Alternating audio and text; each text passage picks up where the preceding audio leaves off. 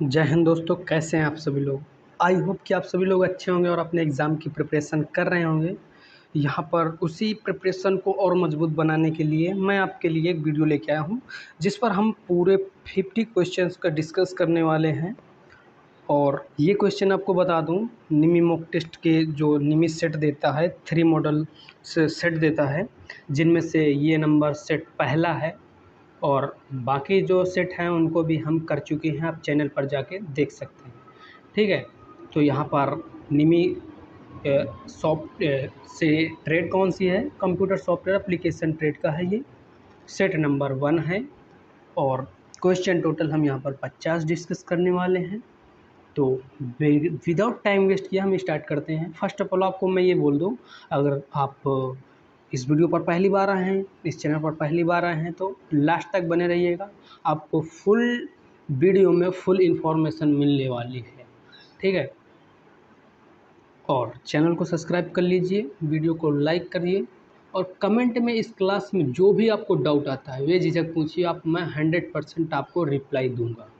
ठीक है, और तो यही छोटी सी रिक्वेस्ट है कि आप पूरा लास्ट तक वीडियो को देखिए और अपने एग्ज़ाम की प्रिपरेशन को और मजबूत बनाइए। ठीक है, तो बगैर टाइम वेस्ट किए हम अपने क्वेश्चंस को स्टार्ट करते हैं। क्वेश्चन नंबर 1 देखते हैं हमारा क्या कह रहा। क्वेश्चन नंबर 1 यहाँ पर हमारा क्या कह रहा है, देखिए। और अब सही है। What is the term for an end point of an inter process communication flow across a computer network. Computer network में इंटर प्रोसेस कम्युनिकेशन फ्लो के एंड पॉइंट के लिए क्या टर्म आवश्यक होता है। तो वहाँ पर आपका पोर्ट नहीं ज़रूरी होगा आपके एंड पॉइंट के लिए। ऑप्शन नंबर A1 बिल्कुल गलत है, ना ही मशीन होगा। वहाँ पर क्या होगा, सॉकेट होगा एंड पॉइंट के लिए। इंटर कम्युनिकेशन फ्लो के एंड पॉइंट के लिए जो टर्म होता है वो होता है सॉकेट। क्या होता है, सॉकेट। ऑप्शन नंबर A3 बिल्कुल सही होगा। नेक्स्ट क्वेश्चन देखते हैं हम। नेक्स्ट क्वेश्चन क्या कह रहा है, which of the following networks x tends a private network across public network. निम्नलिखित में से कौन सा नेटवर्क पब्लिक नेटवर्क पर एक प्राइवेट नेटवर्क विस्तारित करता है। तो वो होता है वर्चुअल प्राइवेट नेटवर्क, जिसे हम शॉर्ट में बोलते हैं VPN। ऑप्शन नंबर A1 बिल्कुल करेक्ट होगा आपका यहाँ पर। वर्चुअल प्राइवेट नेटवर्क जो होता है हमारा प्राइवेट पब्लिक नेटवर्क पर एक प्राइवेट नेटवर्क को हमें प्रोवाइड करता है। ठीक है, तो ऑप्शन नंबर A1 बिल्कुल करेक्ट होगा इस क्वेश्चन का। नेक्स्ट क्वेश्चन देखते हैं हम। नेक्स्ट क्वेश्चन क्या कह रहा है, which of the following device forward packets between networks by processing the routing information include in the packets.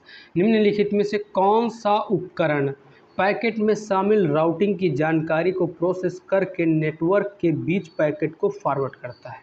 वो कौन सा उपकरण होता है, यानी ये कौन सा डिवाइस है। तो वहाँ पर आपका फायरवॉल नहीं होगा। फायरवॉल ऐसा कुछ नहीं करता है, ना ही ब्रिज करता है। फायरवॉल आपके डाटा को फिल्टर करता है और ब्रिज क्या करता है, नेटवर्क को जोड़कर एक बड़ा नेटवर्क बनाता है। हब जो होता है आपके मतलब कनेक्शन के लिए यूज होता है, सेंट्रल कनेक्शन के लिए। जो राउटर होता है आपका, यहाँ पर राउटर यूज होता है आपका इस क्वेश्चन के आंसर के थ्रू, जो हमारे पैकेट को फॉरवर्ड करता है। ऑप्शन नंबर A4 बिल्कुल सही होगा। राउटर आपका जो डिवाइस होता है पैकेट में शामिल राउटिंग की जानकारी को प्रोसेस करके नेटवर्क के बीच पैकेट को फॉरवर्ड करता है, वो होता है आपका राउटर। ऑप्शन नंबर A4 बिल्कुल सही होगा। अगला क्वेश्चन देखते हैं हम। क्वेश्चन नंबर 4 यहाँ पर क्या कर रहा है, which type of network share the communication channel among all the machine. कौन सा नेटवर्क सभी मशीनों के बीच कम्युनिकेशन चैनल को साझा करता है।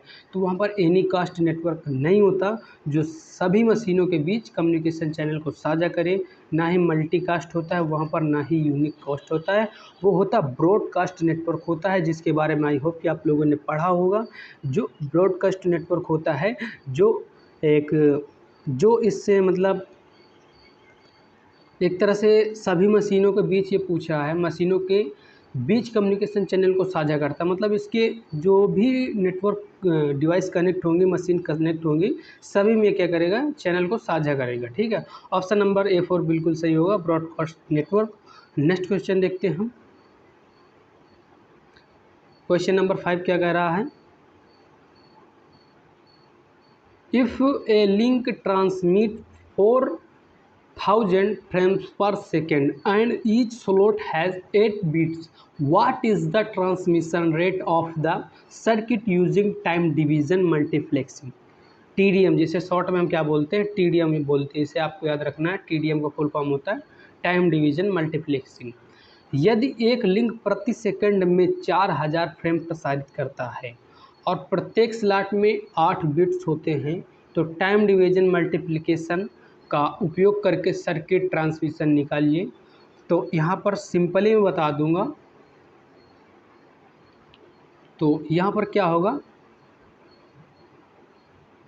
गुणा करना है 8 चौक 32, क्या होगा 32 kbps होगा। ऑप्शन नंबर A2 बिल्कुल सही होगा, जो आपका 32 kbps होगा आपका इसका टाइम डिवीजन मल्टीप्लिकेशन का उपयोग करके सर्किट की ट्रांसमिशन दर होगी जो 32 kbps होगी। kbps की यहाँ पर फुल फॉर्म क्या होगा आपका, के से होगा किलो बाइट पर सेकेंड, क्या होगा किलो बाइट पर सेकेंड, इसका फुल फॉर्म होगा, आपको याद रखना किलो बाइट पर सेकेंड, 32 किलो बाइट पर सेकेंड इसका पूरा नाम होगा। A2 बिल्कुल सही है, जो 4000 फ्रेम प्रसारित करता है और प्रत्येक स्लेट में क्या है 8 बिट्स होते हैं। तो टाइम डिवीजन मल्टीप्लिकेशन का उपयोग करके हम जो सर्किट की ट्रांसमिशन दर निकालेंगे वो होगी 32 kbps। अगला क्वेश्चन देखते हैं। अगला क्वेश्चन क्या कह रहा है, what type of transmission is involve in communication between a computer and keyboard. जो आपका कंप्यूटर और कीबोर्ड होता है वो उसका जो ट्रांसमिशन होता है, कम्युनिकेशन होता है, वो किस तरह का होता है। देखिए यहाँ पर 3 टाइप सिंपली होते हैं, हाफ डुप्लेक्स होता है, फुल डुप्लेक्स होता है, सिंप्लेक्स होता है। ऑटोमेटिक ऐसा कुछ नहीं होता, तो ऑप्शन नंबर A4 गलत होगा। यहाँ पर 3 तरीके के होते हैं। थोड़ा मैं यहाँ पर आपको एक्सप्लेन कर दूँ इस क्वेश्चन का, जो ऑप्शंस हैं काफ़ी इंपॉर्टेंट है। देखिए हाफ डुप्लेक्स जो होता है उसमें क्या होता है, जो आपका इंस्ट्रक्शन होता है, जो कम्युनिकेशन होता है वो वन वे होता है, मतलब मैं वन वे नहीं, आपका ये प्रेजेंट टाइम पे आप एक तरफ से सिर्फ एक ही जो व्यक्ति होगा वो आप क्या कर सकता है, डाटा को शेयर कर सकता है या कम्युनिकेशन कर सकता है। ठीक है, तो वहाँ पर हाफ डुप्लेक्स का यही होता है। आपको एग्जांपल दे दूँ मैं, ओकी टोकी। ओकी टोकी में क्या होता है, जैसे 2 पर्सन है, पर्सन ए है और पर्सन बी है। जब पर्सन ए बोलेगा इनसे तो पर्सन बी सेम टाइम पर पर्सन ए से नहीं बोल सकते। तो ये क्या है, एक तरह से हाफ डुप्लेक्स है। जैसे आप ओकी टोकी में देखे होंगे, ओकी टोकी में क्या होता है, एक ऐसा कुछ टावर निकला होता है और उस पर बटन लगे होते हैं जो भी हो, तो उस पर बटन दाब के एक पर्सन बोलता है दूसरे से, जब वो और बोलता है तो बटन छोड़ देता है, तो दूसरा पर्सन बोलता है, मतलब प्रेजेंट टाइम पर सेम टाइम पर दोनों तरफ से बात नहीं हो सकती। तो ये एक किसका example, half duplex. Half duplex का सिंपल, आप सिंपल वर्ड में समझिए कि एक टाइम पर सिर्फ एक तरह से आप एक तरफ से कम्युनिकेशन होगा। और फुल डुप्लेक्स में वो इसी के दर पे होता, दोनों तरफ से सेम टाइम पे आप क्या कर सकते हैं, कम्युनिकेशन कर सकते हैं। एग्जाम्पल आप यूज करते होंगे वीडियो कॉल। वीडियो कॉल एक तरह से फुल डुप्लेक्स है जिस पे आप प्रेजेंट टाइम पर दोनों तरफ से कम्युनिकेशन कर सकते हैं। सिंप्लेक्स जो होता है, सिंप्लेक्स का मतलब होता है सिर्फ एक ही तरफ से आप क्या कर सकते हैं, कम्युनिकेशन कर सकते हैं। एग्जाम्पल जो कि यहाँ पर दिया गया है, कंप्यूटर और कीबोर्ड के बीच संचार में किस प्रकार का ट्रांसमिशन शामिल होता है, सिंप्लेक्स होता है। यानी कि आप कीबोर्ड के थ्रू सिर्फ क्या कर सकते हैं, इंस्ट्रक्शन दे सकते हैं और कीबोर्ड को वो नहीं दे सकता। ठीक है, काफ़ी होते हैं, आप टीवी वगैरह मैचेस वगैरह देखते हैं तो उस पर आप क्या कर सकते हैं, आप उनको इंस्ट्रक्शन नहीं दे सकते, वो आप जो देख रहे हैं वो एक तरह से उधर से ही वन वे होता है, वो सिंप्लेक्स होता है। वो कैसा कम्युनिकेशन होता है, एक तरह से ट्रांसमिशन होता है, सिंप्लेक्स होता है। आई होप कि ये आपको थोड़ा कॉन्सेप्ट समझ में आया होगा।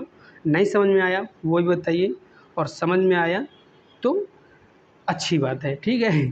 तो यहाँ पर A3 बिल्कुल सही होगा इस क्वेश्चन का आंसर। सिंप्लेक्स हमारा कंप्यूटर और कीबोर्ड के बीच संचार में ट्रांसमिशन होता है, ठीक है। नेक्स्ट क्वेश्चन देखते हैं हम।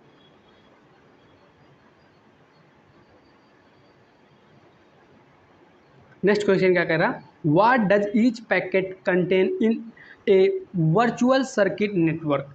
एक वर्चुअल सर्किट नेटवर्क में प्रत्येक स्लॉट में, एक वर्चुअल सर्किट नेटवर्क में प्रत्येक पैकेट में क्या होता है। तो प्रत्येक पैकेट में जो होता है एक छोटा वीसी नंबर होता है। वीसी नंबर मतलब वर्चुअल सर्किट नंबर होता है। क्या होता है, एक वर्चुअल सर्किट नंबर होता है। ऑप्शन नंबर A4 बिल्कुल सही होगा क्वेश्चन का आंसर। अगला क्वेश्चन देखते हैं हम। अगला क्वेश्चन क्या कह रहा है, what is a computer network. Computer network क्या होता है, सॉरी क्या है, कंप्यूटर नेटवर्क क्या है, आप इससे क्या समझते हैं वो बताइए। तो ऑप्शन देखिए, a device use to display information on a computer screen. Computer screen पर जानकारी डिस्प्ले करने के लिए उपयोग किया जाता है, नहीं। एक collection of interconnected computer and device that can communicate and share resource. हाँ, ऑप्शन नंबर A2 बिल्कुल सही कह रहा है।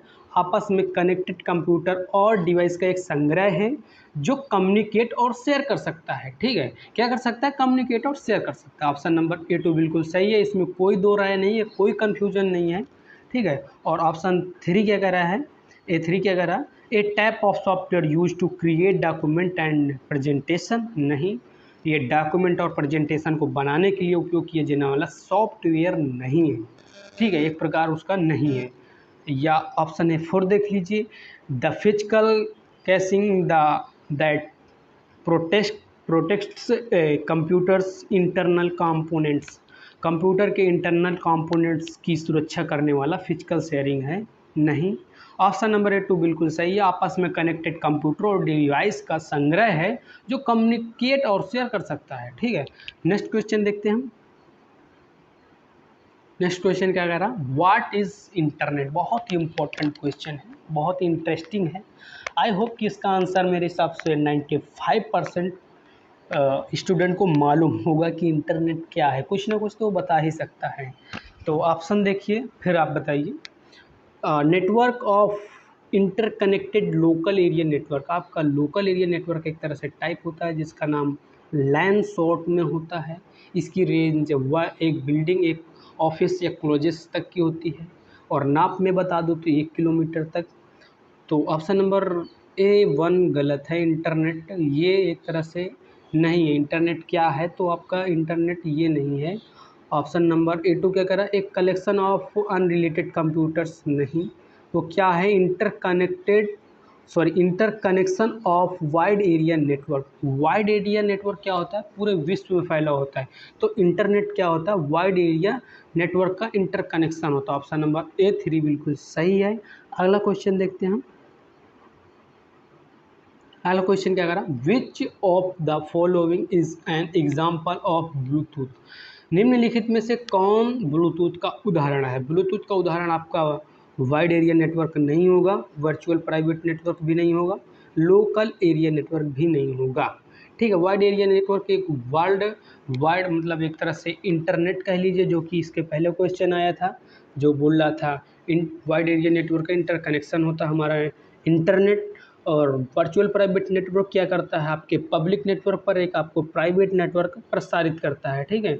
और लोकल एरिया नेटवर्क होता है, इसकी रेंज होती है 1 किलोमीटर, जो कि आपके कॉलेजेस, ऑफिस या कह लीजिए घरों में यूज होता है। लैन लोकल एरिया नेटवर्क। जो पैन होता है पर्सनल एरिया नेटवर्क, आपके पर्सनली यूज के लिए होता है। आई मीन जैसे कि यहाँ पर आपको दिया गया है कि निम्नलिखित में से कौन सा ब्लूटूथ का उदाहरण है। ब्लूटूथ का आप कैसे उदाहरण करना है, मतलब आपका पर्सनली यूज होता है, ठीक है। तो ऑप्शन नंबर A4 बिल्कुल सही है। पैन का उदाहरण आपका ब्लूटूथ, ठीक है। ब्लूटूथ कह लीजिए, हॉटस्पॉट भी कह लीजिए, ये कुछ उदाहरण हैं आपके किसके, पैन के। नेक्स्ट क्वेश्चन देखते हैं। नेक्स्ट क्वेश्चन क्या कह रहा, which of the following computers networks is built on the top of another networks. निम्नलिखित में से कौन सा कंप्यूटर नेटवर्क दूसरे नेटवर्क के ऊपर बनाया गया है। तो वहाँ पर कौन सा नेटवर्क होगा, ओवरले नेटवर्क होगा। कौन सा नेटवर्क होगा? ओवरले नेटवर्क होगा। ऑप्शन नंबर ए वन बिल्कुल सही है। ओवरले नेटवर्क आपके कंप्यूटर नेटवर्क दूसरे नेटवर्क के ऊपर बनाया गया। नेक्स्ट क्वेश्चन देखते हैं हम। नेक्स्ट क्वेश्चन क्या कह रहा है? इनमें से which of this is not a network edge device. इनमें से कौन नेटवर्क एज डिवाइस नहीं है? तो यहाँ पर स्विच जो है ये नेटवर्क एज डिवाइस नहीं होता है। पीसी आपका नेटवर्क डिवाइस होता है, स्मार्टफोन होता है, सर्वर होता है। तो पूछ रहा है नहीं है, तो ऑप्शन नंबर ए वन बिल्कुल सही होगा। आपका स्विच जो होता है नेटवर्क एज डिवाइस नहीं होता है। अगला क्वेश्चन देखते हैं हम। अगला क्वेश्चन क्या कह रहा है? Which topology requires a multi point connection. किस टोपोलॉजी के लिए मल्टी पॉइंट कनेक्शन की आवश्यकता होती है? तो मल्टी पॉइंट कनेक्शन की आवश्यकता जिस टोपोलॉजी में होती है वो होती है बस टोपोलॉजी। बस टोपोलॉजी में एक सेंट्रल केबल होती है और उस पर आपके मल्टीपल कंप्यूटर्स क्या होते हैं? कनेक्ट्स होते हैं। तो उस पर जो मल्टी पॉइंट कनेक्शन के यूज़ होते हैं। ठीक है, किस टोपोलॉजी में मल्टी पॉइंट कनेक्शन होते हैं? तो आपको याद रखना बस टोपोलॉजी में होते हैं। ठीक है, ये एक सेंट्रल केबल होती है, इसी से आपका डाटा आता जाता है और यहाँ पर आपका एक टर्मिनेटर लगा होता है जो क्या करता है? आपके डाटा के फ्लो को रोकता है एक तरह से। तो कौन सा सही होगा? ऑप्शन नंबर ए टू बिल्कुल सही होगा। मल्टी पॉइंट कनेक्शन की आवश्यकता आपकी केस में होती है, बस टोपोलॉजी में होती है। नेक्स्ट क्वेश्चन देखते हैं। नेक्स्ट क्वेश्चन क्या कह रहा? What is the term for the data communication system with in a building a compass. किसी भवन या परिसर के भीतर डेटा संचार प्रणाली को क्या कहा जाता है? तो किसी भवन या परिसर के बीच में जो आपका डेटा है उसके संचार की प्रणाली को आप क्या कहेंगे? तो उसको आप कहेंगे लैन। लोकल एरिया नेटवर्क जो होता है इसकी रेंज 1 किलोमीटर होती है। कितनी होती है? 1 किलोमीटर आपकी रेंज होती है लैन की। ठीक है, लैन का फुल फॉर्म आपको यहाँ पर लिखा है, लोकल एरिया नेटवर्क होता है। ठीक है, लैन का फुल फॉर्म क्या होता है? लोकल एरिया नेटवर्क होता है। इसकी रेंज मैंने बता दिया 1 किलोमीटर होता है। 1 किलोमीटर में आपका एक भवन भी आ सकता है, परिसर आ जा सकता है। तो उसके भीतर जो नेटवर्क यूज होता है वो लैन होता है। मैन जो होता है, मैन एक तरह से आप कहिए डिस्ट्रिक्ट लेवल होता है, सिटी लेवल होता है। ठीक है, और मैं बोल दूँ तो वैन होता है, वर्ल्ड लेवल का होता है। पैन जो होता है इसकी बहुत ही कम रेंज होती है, पर्सनली यूज के लिए होता है। ठीक है, ऑप्शन नंबर ए टू बिल्कुल सही है आपका। जो किसी भवन या परिसर के भीतर डेटा संचार की प्रणाली को हम क्या कहते हैं? लैन कहते हैं, local area network. Next question देखते हैं हम। नेक्स्ट क्वेश्चन 50 यहाँ पर क्या कह रहा है? 15 what was the name of the first network. प्रथम नेटवर्क का नाम क्या था? देखिए इतना नेटवर्क यूज कर रहे हैं तो उसमें से पहले नेटवर्क का क्या नाम था ये तो मालूम होना काफ़ी एक तरह से इम्पोर्टेंट है। तो उसका क्या नाम था? आपका जो फर्स्ट नेटवर्क था उसका नाम था ARPANET। क्या नाम था? ARPANET था नाम। ऑप्शन नंबर ए टू बिल्कुल सही होगा। आपके फर्स्ट नेटवर्क का नाम था ARPANET। ARPANEट में आपको मैं फुल फॉर्म बता दूँ। ए से क्या होता है? आपका एडवांस होता है। और आर से क्या होता है? आपका यहाँ पर रिसर्च होता है। और पी से यहाँ पर क्या होता है? प्रोजेक्ट होता है। और ए से यहाँ पर क्या होता है? आपका एजेंसी होता है। मैं यहाँ पर आपको बोल दे रहा हूँ एडवांस, रिसर्च, प्रोजेक्ट, एजेंसी। और नेट से मतलब होता है आपका नेटवर्क। क्या होता है नेट से मतलब? Network. Advance, research, project, agency, network ARPANET का पूरा नाम था, जो आपका प्रथम नेटवर्क का नाम था। और अगला क्वेश्चन देखते हैं। अगला क्वेश्चन क्या कहा? Which network topology requires a central controller और हब। किस नेटवर्क टोपोलॉजी में एक सेंट्रल कंट्रोलर या हब की आवश्यकता होती है? तो क्या रिंग टोपोलॉजी होता है? तो रिंग टोपोलॉजी कुछ ऐसा होता है। तो रिंग टोपोलॉजी में कहीं पर भी आपको क्या सेंट्रल कंट्रोलर या हब की आवश्यकता नहीं होता। इसमें क्लॉक या एंटी क्लॉकवाइज डाटा आपका शेयर होता है और टोकन पासिंग इसमें सिस्टम होता है। तो वहाँ पर क्या रिंग टोपोलॉजी में नहीं होता है। और बस टोपोलॉजी में भी नहीं होता आपका सेंट्रल हब या कह लीजिए कंट्रोलर। तो किस में होता है? स्टार टोपोलॉजी में होता है। स्टार टोपोलॉजी में आपके क्या सेंट्रल कंट्रोलर या हब की आवश्यकता होती है। जैसे कि आपका यहाँ पर एक सिस्टम है, एक यहाँ पर है और एक यहाँ पर है और यहाँ पर है। सभी का कनेक्शन आपका एक सेंट्रल कंट्रोलर या हब से होता है। ठीक है, तो वहाँ पर ऑप्शन नंबर A3 बिल्कुल सही होगा। सेंट्रल कंट्रोलर या हब की आवश्यकता आपके स्टार टोपोलॉजी में होता है। ऑप्शन नंबर A3 बिल्कुल सही है, स्टार टोपोलॉजी। अगला क्वेश्चन देखते हैं हम। अगला क्वेश्चन क्या कह रहा है, what is the full form of OSI। OSI का फुल फॉर्म क्या होता है। OSI को जिसने डेवलप किया था, OSI का डेवलप करने वाला ISO था, इंटरनेशनल स्टैंडर्डाइजेशन ऑर्गेनाइजेशन। यहाँ पर पूछ रहा है OSI का फुल फॉर्म क्या होता है। तो आई होप कि आपको मालूम होगा, मालूम है तो कमेंट बॉक्स पर ज़रूर बताइए। OSI का फुल फॉर्म बताना है आपको यहाँ पर, ठीक है। इसको डेवलप किसने किया, ISO ने किया। देखिए यहाँ पर सिर्फ इसका अपोजिट हो रहा है, और दोनों का फुल फॉर्म आपको पूछा जा सकता है कहीं न कहीं पर, ठीक है। तो OSI का फुल फॉर्म होता है ओपन सिस्टम इंटरकनेक्शन, जहाँ पर आपसे फुल फॉर्म पूछा जाता है। मेरा सजेशन है कि आप वहाँ पर पूरी मीनिंग्स को पढ़िए, पूरे ऑप्शंस को पढ़िए, ठीक है। कहीं कहीं थोड़ी सी मीनिंग्स का मिस्टेक्स करता है और वो ऑप्शन डिफरेंट हो जाता है, ठीक है। तो यहाँ पर क्या होगा, ओपन सिस्टम इंटरकनेक्शन होगा, ISO का होगा इंटरनेशनल स्टैंडर्डाइजेशन ऑर्गेनाइजेशन, ठीक है। और नेक्स्ट क्वेश्चन देखते हैं। और इस पर लेयर कितनी होती है ऐसे मॉडल में, 7 लेयर्स होती है। कितनी लेयर्स होती है, 7 लेयर्स होती है। एप्लीकेशन लेयर होती है, और प्रेजेंटेशन लेयर होती है, सेशन लेयर होती है, और ट्रांसपोर्ट लेयर होती है आपकी, नेटवर्क लेयर होती है, डाटा लिंक लेयर होती है, और लास्ट में फिजिकल लेयर होती है। 7 लेयर्स होती हैं आपको, ठीक है। नेक्स्ट क्वेश्चन देखते हैं हम यहाँ पर।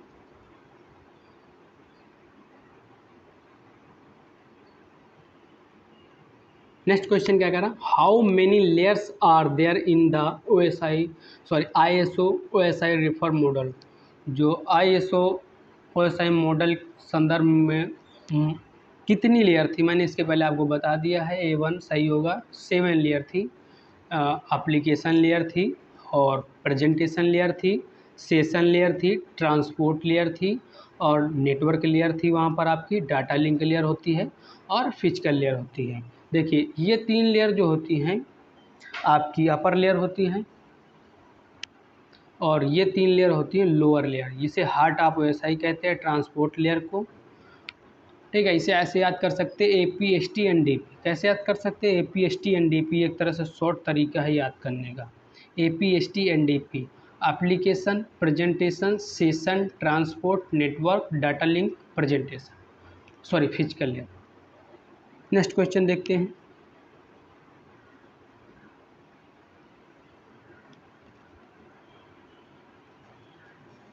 नेक्स्ट क्वेश्चन क्या कह रहा है हमारे यहाँ पर, which layer does the data link layer take packet from and encapsulation then into frames for transmission. Data link layer किस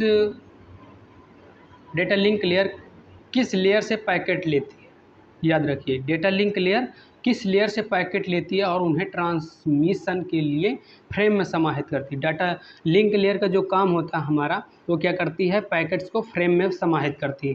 पैकेट जैसा जो वर्ड होता है आपको किससे संबंधित करता है, आपके नेटवर्क लेयर से संबंधित करता है। किससे संबंधित करता है, नेटवर्क लेयर से संबंधित करता है।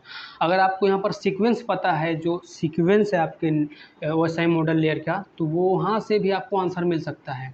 तो यहाँ पर क्या बोला, डेटा लिंक लेयर किस लेयर से पैकेट लेती है। पैकेट किससे लेती है, नेटवर्क लेयर से होती है। कैसा होता है यहाँ पर, एप्लीकेशन लेयर होती है, सेकंड प्रेजेंटेशन लेयर होती है, थर्ड होती है सेशन लेयर होती है, फोर्थ नंबर पे आपकी आती है ट्रांसपोर्ट लेयर, उसके बाद जो होती है नेटवर्क लेयर होती है, उसके नीचे आपकी आती है डाटा लिंक लेयर, और लास्ट में जो होती है आपकी फिजिकल लेयर होती है। तो डाटा लिंक लेयर किससे ले सकती है आपका पैकेट्स, नेटवर्क लेयर से ले सकती है, ठीक है। और उसको क्या करती है, फ्रेम में समाहित करती है। ऑप्शन नंबर A3 बिल्कुल सही होगा। आपका जो डेटा लिंक लेयर होती है वो किस लेयर से पैकेट लेती है, तो वो नेटवर्क लेयर से पैकेट लेती है और उन्हें ट्रांसमिशन के लिए फ्रेम में समाहित करती है, ठीक है। अगला क्वेश्चन देखते हैं। अगला क्वेश्चन क्या कह रहा है, which layer is responsible for process to process delivery in a general network model. समान नेटवर्क मॉडल में डिलीवरी की प्रक्रिया के लिए कौन सी लेयर जिम्मेदार होती है। तो समान नेटवर्क मॉडल में डिलीवरी की प्रक्रिया के लिए कौन सी लेयर जिम्मेदार होती है, ट्रांसपोर्ट लेयर जिम्मेदार होती है। वहाँ पर कौन सी लेयर जिम्मेदार होती है, ट्रांसपोर्ट लेयर जिम्मेदार होती है। ऑप्शन नंबर A3 बिल्कुल सही होगा यहाँ पर, ट्रांसपोर्ट लेयर, ठीक है।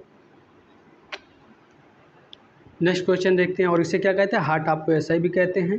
ये चौथी नंबर की लेयर होती है जो बीचों बीच में पड़ती है, इसके ऊपर 3 लेयर होती है, इसके नीचे 3 लेयर होती हैं, और इसे हार्ट आपको ऐसा ही भी कहते हैं, ट्रांसपोर्ट लेयर को। नेक्स्ट क्वेश्चन देखते हैं। नेक्स्ट क्वेश्चन क्या कह रहा, which of the following maintain the domain name system, निम्नलिखित में से कौन सा डोमेन नाम प्रणाली का रख रखाव करता है। सिंगल सर्वर नहीं करता, ना ही सिंगल कंप्यूटर करता है, वो क्या करता है, डिस्ट्रीब्यूटेड डेटाबेस सिस्टम करता है। क्या करता है, डिस्ट्रीब्यूटेड डेटाबेस सिस्टम आपका क्या करता है, डोमेन नाम प्रणाली का रख रखाव करता है। नेक्स्ट क्वेश्चन देखते हैं हम यहाँ पर। नेक्स्ट क्वेश्चन क्या कह रहा है यहाँ पर,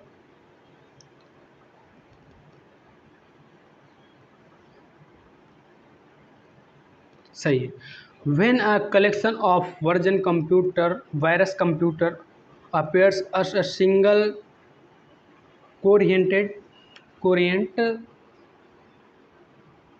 system to its clients with what is this called, जब विभिन्न कंप्यूटरों का संग्रह अपने वेरियस मतलब संग्रह अपने ग्राहकों को एक सुसंगत प्रणाली के रूप में दिखाई देता, तो इसे क्या कहते हैं, हम डिस्ट्रीब्यूटेड सिस्टम कहते हैं। क्या कहते हैं, डिस्ट्रीब्यूटेड सिस्टम कहते हैं। ऑप्शन नंबर A4 बिल्कुल सही होगा यहाँ पर। ठीक है, अगला क्वेश्चन देखते हैं हम।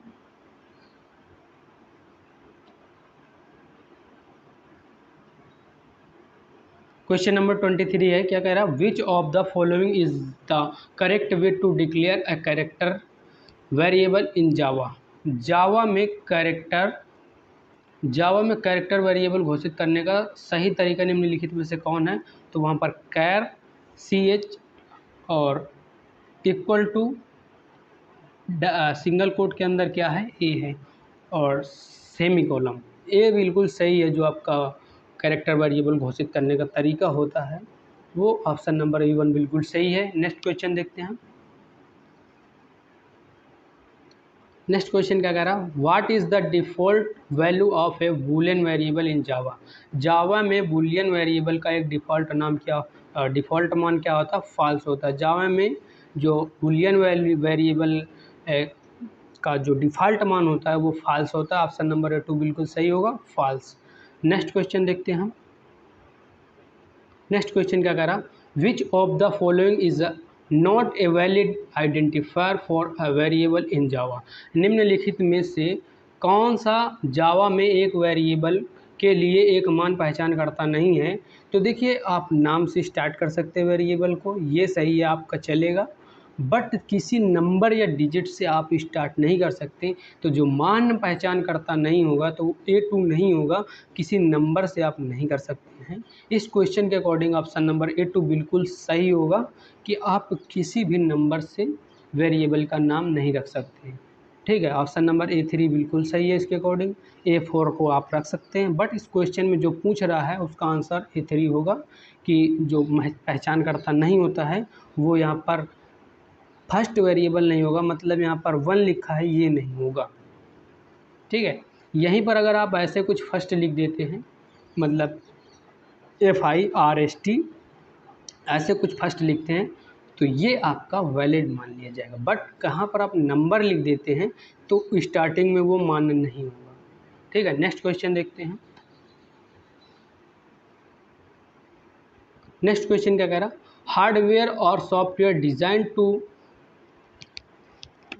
guard against unauthorized access to a computer network। Computer network तक अनाधिकृत पहुंच से बचाव के लिए डिजाइन किया गया हार्डवेयर या सॉफ्टवेयर है, क्या है वो।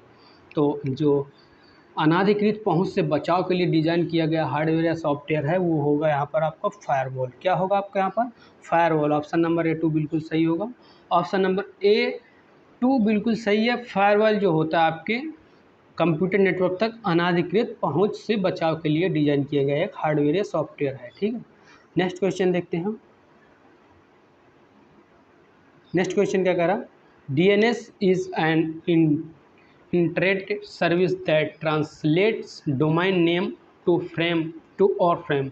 DNS एक इंटरनेट सेवा है जो डोमेन नाम को IP एड्रेस में या उसमें बदलने काम करता है। ठीक है, किस में बदलता है, IP एड्रेस में बदलता है। आपका डीएनएस एक इंटरनेट सेवा है जो डोमेन नेम को आईपी एड्रेस में या उसमें बदलने का काम करता है। यहाँ पर ऑप्शन नंबर A2 बिल्कुल सही होगा इस क्वेश्चन का, आईपी एड्रेस। अगला क्वेश्चन देखते हैं। अगला क्वेश्चन क्या कह रहा है, what are security controls. Security controls क्या होता है, सिक्योरिटी कंट्रोल्स क्या होता है। यहाँ पर आपको स्टेटमेंट्स जो लिखे हैं उनको पढ़ना पड़ेगा। क्या कह रहा है, controls that are intended to ensure that attack are useful। Controls जो यह सुनिश्चित करने के लिए किए जाते हैं कि अटैक असफल है। हाँ जी, ये सही है। एक तरह से सिक्योरिटी कंट्रोल्स क्या होता है, ये एक तरह से है कंट्रोल्स जो यह सुनिश्चित करने के लिए किए जाते हैं कि कंट्रोल्स असफल रहें। और सेकंड ऑप्शन क्या कह रहा है, controls that are intended to detect and repel attack. Controls जिनका प्रयोजन अटैक का पता लगाना और उन्हें टालना। हाँ, ये भी सही है। Controls that are intended to support recovery from problems. Controls जिनका प्रयोजन समस्या को रिकवरी पाना है। ऑप्शन नंबर A3 बिल्कुल सही है, कंट्रोल्स जिनका प्रयोजन समस्या से रिकवरी पाना है। अगला क्वेश्चन देखते हैं हम। यहाँ पर आपका इसका आंसर क्या होगा, A4 बिल्कुल सही होगा। ये सभी आप क्या हैं, सिक्योरिटी कंट्रोल्स होते हैं। ठीक है, ऑप्शन नंबर 3 के तीनों सही हैं, तो इस तरह से ऑप्शन नंबर A4 बिल्कुल सही होगा ये सभी। नेक्स्ट क्वेश्चन देखते हैं हम। नेक्स्ट क्वेश्चन क्या कह रहा है, controls that are intended to repel attack is analogous to which of the following in independently engineering. ऐसे कंट्रोल्स जिनका उद्देश्य अटैक का टालना और डिपेंडेंटली इंजीनियरिंग निम्नलिखित में से किसके अनुरूप होता है। तो किसके अनुरूप होता है, फॉल्ट टॉलरेंस के अनुरूप होता है। किसके अनुरूप होता है, fault tolerance. Option number A2 बिल्कुल सही है, फॉल्ट टॉलरेंस। नेक्स्ट क्वेश्चन देखते हैं हम। नेक्स्ट क्वेश्चन हमारे यहाँ पर क्या कह रहा है, which is the key exchange algorithm use to cipher suite parameter. Cipher suite parameter में उपयोग किया जाने वाला प्रमुख एक्सचेंज एल्गोरिदम कौन सा था। तो वहाँ पर आपका जो था RSA भी था, क्या था, RSA भी था, फिक्स्ड डिफी हेलमैन भी था, इम्पेरल डिफी हेलमैन भी था। तो एक तरह से किस तरह से हो जाएगा, ऑप्शन नंबर A4 बिल्कुल सही होगा, उल्लेखित कोई भी। क्या है, उल्लेखित कोई भी। ऑप्शन नंबर A4 बिल्कुल सही है आपका। क्वेश्चन नंबर 30 का, क्वेश्चन नंबर 30 का ऑप्शन नंबर A4 बिल्कुल सही है। नेक्स्ट क्वेश्चन देखते हैं हम यहाँ पर।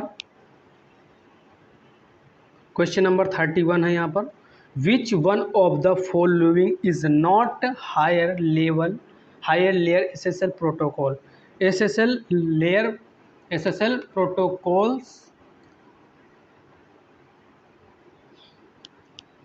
प्रोटोकॉल्स निम्नलिखित में से कौन सी हायर लेयर SSL प्रोटोकॉल नहीं है। तो वहाँ पर अलर्ट प्रोटोकॉल्स होता है और हैंडशेक प्रोटोकॉल्स भी होता है, बट वहाँ पर आपका अलार्म प्रोटोकॉल्स नहीं होता है। क्या नहीं होता, अलार्म प्रोटोकॉल नहीं होता। ऑप्शन नंबर A3 बिल्कुल सही होगा, क्वेश्चन नंबर 31। ठीक है, ऑप्शन नंबर A3 बिल्कुल सही होगा, अलार्म प्रोटोकॉल्स। ठीक है, तो ऑप्शन नंबर A3 बिल्कुल सही है। नेक्स्ट क्वेश्चन देखते हैं हम यहाँ पर। 32 क्वेश्चन क्या कह रहा है, विच one of the following is not a session state parameter. निम्नलिखित में से कौन सा सेशन स्टेट पैरामीटर नहीं है। तो यहाँ पर आपका आंसर जो होगा वो होगा आपका सर्वर राइट की। क्या होगा, सर्वर राइट की जो होता है आपका सेशन का स्टेट पैरामीटर नहीं है। और क्या है, और मास्टर सीक्रेट है आपका स्टेट पैरामीटर, साइपर स्पेस भी है, साइपर स्पेक भी है और पीयर सर्टिफिकेट भी है। पर वहाँ पर क्या नहीं है, सर्वर राइट की नहीं है। क्या नहीं है, सर्वर राइट की नहीं है। ऑप्शन नंबर A4 इस क्वेश्चन का आंसर सही होगा, सर्वर राइट की। ठीक है, क्वेश्चन नंबर 32 का आंसर आपका A4 है, सर्वर राइट की। ठीक है, नेक्स्ट क्वेश्चन देखते हैं हम।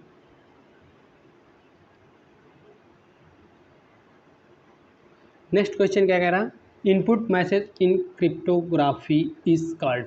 क्रिप्टोग्राफी में इनपुट मैसेज को क्या कहते हैं? जो आप इनपुट मैसेज मतलब एक इनपुट मैसेज होता है जो आप लिखते हैं या कह लीजिए जो आप प्रॉम्प्ट देते हैं, वो आपका एक इनपुट मैसेज होता है, उसे हम क्रिप्टोग्राफी में क्या कहते हैं वो बताइए। तो हम क्रिप्टोग्राफी में उसे क्या कहते हैं? प्लेन टेक्स्ट कहते हैं। क्या कहते हैं? प्लेन टेक्स्ट कहते हैं। वही जब आपकी आपकी इंक्रिप्शन के थ्रू इनक्रिप्ट हो जाती है या कंप्यूटर का समझने वाले में हो जाती है, तो उसे हम क्या कहते हैं? सीपर टेक्स्ट कहते हैं। क्या कहते हैं? सीपर टेक्स्ट। इसे हम पढ़ सकते हैं और सीपर टेक्स्ट को नहीं पढ़ सकते। ठीक है, ऑप्शन नंबर A2 बिल्कुल सही होगा। और नेक्स्ट क्वेश्चन देखते हैं। सॉरी, ऑप्शन नंबर A1 बिल्कुल सही होगा। क्रिप्टोग्राफी में इनपुट मैसेज को हम क्या कहते हैं? प्लेन टेक्स्ट कहते हैं। क्या कहते हैं? प्लेन टेक्स्ट कहते हैं। ऑप्शन नंबर A1 बिल्कुल सही है। नेक्स्ट क्वेश्चन देखते हैं हम।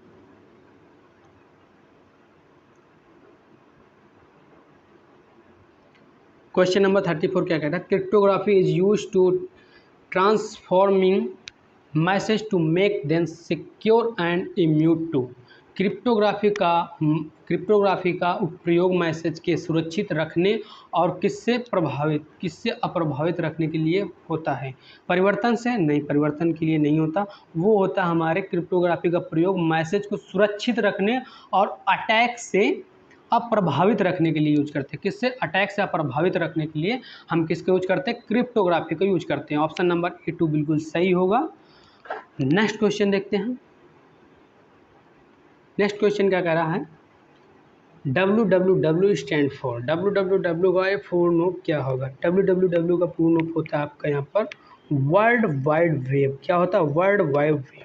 मैंने आपसे बोला था कि जहाँ पर आपको फुल फॉर्म पूछे वहाँ पर आप पूरे क्वेश्चन को अच्छे से पढ़िए, पूरे ऑप्शन को अच्छे से पढ़िए। मैं यहाँ पर इसलिए नहीं पढ़ रहा हूँ कि आपका टाइम सेव हो। ठीक है, पर्पस सीधा साम आपको पता चल रहा, मैं आपको समझा रहा हूँ इसीलिए कि आपको टिप दे रहा हूँ कि आप भाई जहाँ पर फुल फॉर्म वाला पूछा जाए तो वहाँ पर आप क्या करिए? पूरे के पूरे ऑप्शन को अच्छे से पढ़िए। ठीक है, तो यहाँ पर इसका आंसर क्या होगा? वर्ल्ड वाइड वेब होगा। ऑप्शन नंबर A3 बिल्कुल सही होगा 35 क्वेश्चन का। नेक्स्ट क्वेश्चन देखते हैं हम।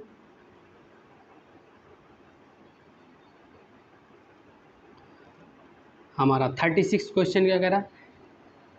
In the handshake protocol action, which is the last step of the phase 2 server authentication and key exchange। Handshake protocol क्रिया में फेज 2 सर्वर ऑथेंटिकेशन और की एक्सचेंज का आखिरी चरण कौन सा होता है? कि एक्सचेंज का आखिरी चरण आपका वहाँ पर क्या होता है? सर्वर डन होता है। क्या होता है? सर्वर डन होता है। ऑप्शन नंबर A1 बिल्कुल सही होगा। सर्वर की एक्सचेंज नहीं होता, ना ही सर्टिफिकेट रिक्वेस्ट होता है, ना ही सर्टिफिकेट वेरीफाई होता है।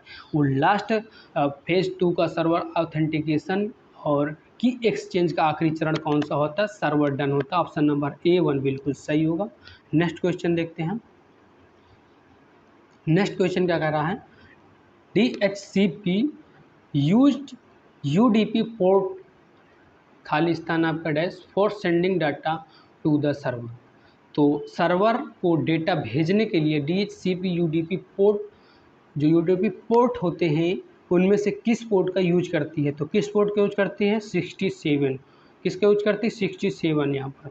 ऑप्शन नंबर A2 बिल्कुल सही होगा। जो हमारा सर्वर डेटा भेजने के लिए DHCP और UDP पोर्ट 67 का प्रयोग करता है। किसका करता है? UDP पोर्ट 67 का। DHCP का फुल फॉर्म होता है dynamic host configuration protocol. UDP का फुल फॉर्म होता है यूजर डेटाग्राम प्रोटोकॉल। ठीक है, नेक्स्ट क्वेश्चन देखते हैं हम। नेक्स्ट क्वेश्चन क्या कह रहा है? क्वेश्चन नंबर 38 है।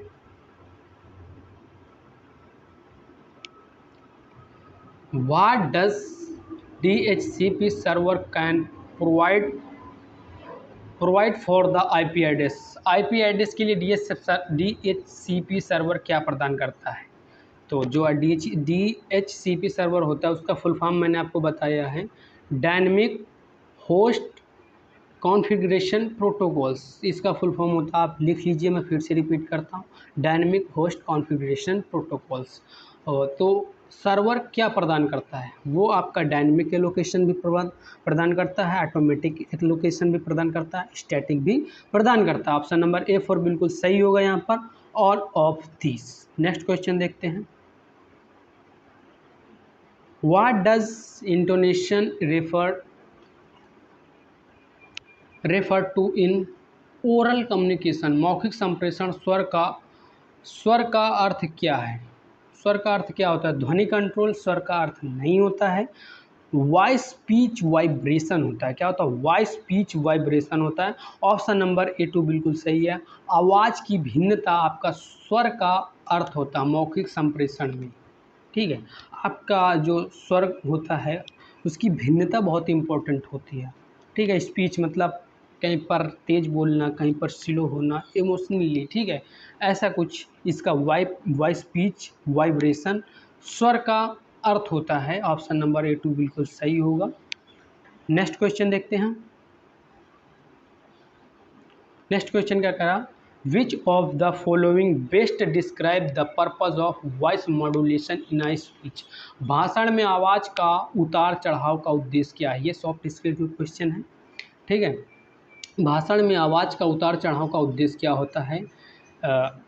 एडजस्ट बनाए रखना नहीं होता है, यानी to maintain and monotone, to vary pitch and tone, to vary pitch and tone, pitch और स्वर को बदलना, ये होता है हमारा क्या? आवाज़ का उतार चढ़ाव। ऑप्शन नंबर ए टू बिल्कुल सही होगा। बोलने की गति बढ़ाना नहीं होगा, विरामों को कम करना ये भी नहीं होगा। वो क्या होगा? पिच और स्वर को बदलना होगा। ठीक है, जैसे कि मैं यहाँ पर यूज कर रहा हूँ, कहीं पर क्या बोल रहा हूँ?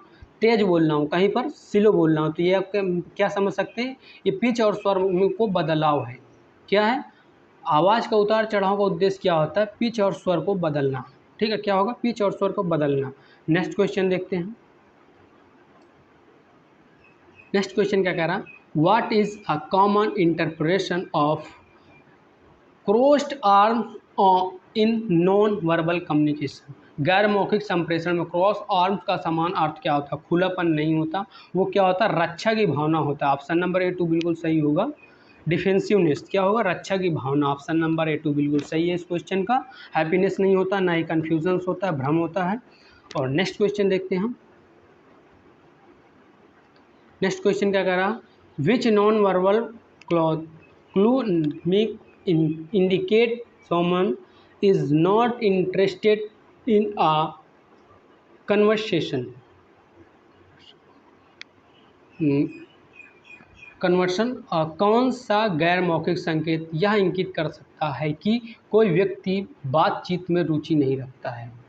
ठीक है, तो वो कौन सा होता है? बार बार सिर हिलाना नहीं होता है। बार बार सिर हिलाता है तो एक तरह से आप कहिए वो इंटरेस्टेड है, उसको समझ में आ रहा है। आंखों का संपर्क बनाए रखना, ये भी एक तरह से रुचि बनाए रखने का एक तरह से टाइप होता है। बट आप कमरे के चारों ओर देख रहे हैं तो ये क्या है? बातचीत में रुचि नहीं रखता। छोटे में हम जब छोटे में पढ़ते थे से 8th स्टैंडर्ड तक, तो वहाँ पर टीचर लोग कमरे के बाहर देखने में बहुत पीटते थे। ठीक है, तो वो क्या होता, हम लोग का ध्यान भटक जाता था, इंटरेस्ट नहीं होता था, तो हम कमरों के इधर उधर देखते थे। तो क्या कहते थे? हमारी तरफ देखो, बोर्ड में देखो। तो यहाँ पर इस क्वेश्चन का आंसर क्या होगा? कोई व्यक्ति बातचीत में नहीं रुचि रखता है, इसका क्या है संकेत? कि वो क्या करेगा? कमरे के चारों तरफ देखेगा, वो आंखों का संपर्क बनाए रखता है, तो मतलब इंटरेस्टेड है। और अक्सर मुस्कुराना, ये भी एक तरह से आपका पता चलता है कि हाँ रुचि रखता है। रुचि नहीं रखता, उसका संकेत ये है कि कमरे के चारों ओर देखना। ऑप्शन नंबर ए थ्री बिल्कुल सही है। नेक्स्ट क्वेश्चन देखते हैं। नेक्स्ट क्वेश्चन क्या कह रहा? Which of the following is an example of a strength. निम्नलिखित में से कौन सा ताकत का उदाहरण है? समय की पाबंदी आपका ताकत का उदाहरण। टाल मटोल नहीं होगा, ना ही अनिर्णय होगा, ना ही आलस्य होगा। ऑप्शन नंबर ए टू बिल्कुल सही होगा। पंक्चुअलिटी आपका समय की पाबंदी बिल्कुल सही होगा। ये आपका क्या है? एक तरह से ताकत का उदाहरण है। क्या? पंक्चुअलिटी, आप समय की पाबंदी। ठीक है, ये आपका सी डब्ल्यू की क्लासेस पर पूरा तरीके से मैं आपको लैंग्वेजेस को पढ़ाने वाला, कंप्यूटर आर्किटेक्चर पढ़ाने वाला हूँ। इसलिए चैनल को सब्सक्राइब कर लीजिए। और जो आपके दोस्त मित्र हैं जो इस सब्जेक्ट से रिलेटेड रखते हैं, CITS ITI या कंप्यूटर से अनदर फील्ड से हैं, तो उनके लिए चैनल बहुत ही यूजफुल है। तो आप शेयर कर सकते हैं, जोड़ सकते हैं और आप खुद जुड़ सकते हैं। ठीक है, नेक्स्ट क्वेश्चन देखते हैं।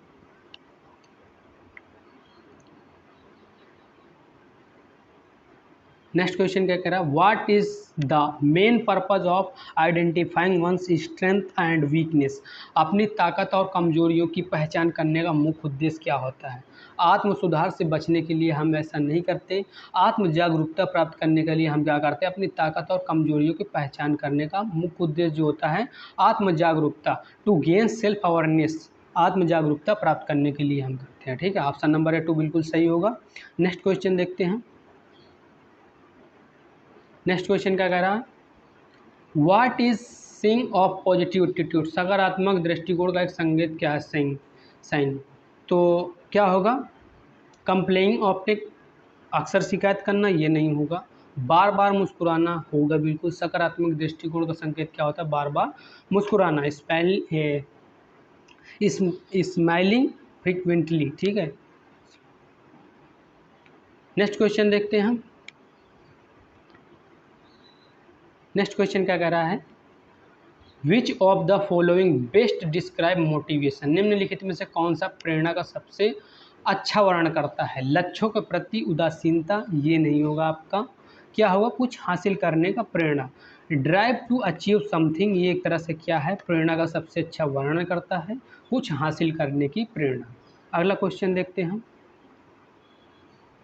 Which colour is generally considered appropriate for a job interview. नौकरी के साक्षात्कार के लिए आमतौर पर कौन सा रंग उपयुक्त माना जाता है। चमकदार लाल नहीं पहनना चाहिए, ठीक है, ब्राइट रेड नहीं चलेगा आपका, और नेरो ग्रीन ये भी नहीं चलेगा आपका। वहाँ पर क्या चलेगा, डार्क ब्लू बिल्कुल सही होगा।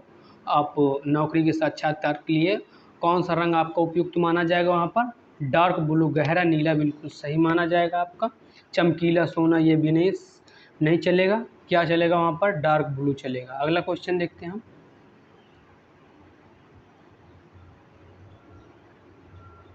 अगला क्वेश्चन क्या कह रहा है, what is the importance of good dressing manners in professional settings. पेशेवर सेटिंग में अच्छे ड्रेसिंग मैनर्स का क्या महत्व है। ध्यान आकर्षित करने के लिए, ऐसे नहीं, ध्यान आकर्षित करने के लिए। ऑप्शन नंबर A1 बिल्कुल गलत है, कि ध्यान आकर्षित करने के लिए ये नहीं होता। वो क्या करता है, to create a positive impression, क्या करता है, sorry, to create a positive impression. Option number A2 बिल्कुल सही है, सकारात्मक प्रभाव पैदा करने के लिए हम पेशेवर सेटिंग में अच्छे ड्रेसिंग और मैनर्स का महत्व कह सकते हैं। ठीक है, सकारात्मक प्रभाव पैदा करने के लिए, भीड़ में घुलने मिलने के लिए नहीं होता, धन दिखाने के लिए नहीं होता। कोई रेड चटकदार पहन ले इन्फॉर्मेशन, वो इन्फॉर्मल ड्रेस के बीच वो एक अलग ही दिखेगा। ठीक है, मैं यहाँ पर बता रहा हूँ, ऑप्शन नंबर A2 बिल्कुल सही होगा, सकारात्मक प्रभाव पैदा करने के लिए। नेक्स्ट क्वेश्चन देखते हैं। नेक्स्ट क्वेश्चन क्या कह रहा है, what is a mock interview. Mock interview क्या है, मॉक इंटरव्यू क्या होता है, एक प्रैक्टिस इंटरव्यू होता है। क्या होता है, एक प्रैक्टिस इंटरव्यू होता है। मॉक इंटरव्यू क्या होता है, प्रैक्टिस इंटरव्यू होता है, एक अभ्यास साक्षात्कार होता है। ठीक है, नेक्स्ट क्वेश्चन देखते हैं। नेक्स्ट और इस क्लास का हमारा लास्ट क्वेश्चन है, क्वेश्चन नंबर 50। तो why are mock interview important for job speakers. नौकरी चाहने वालों के लिए मॉक इंटरव्यू क्यों महत्वपूर्ण है।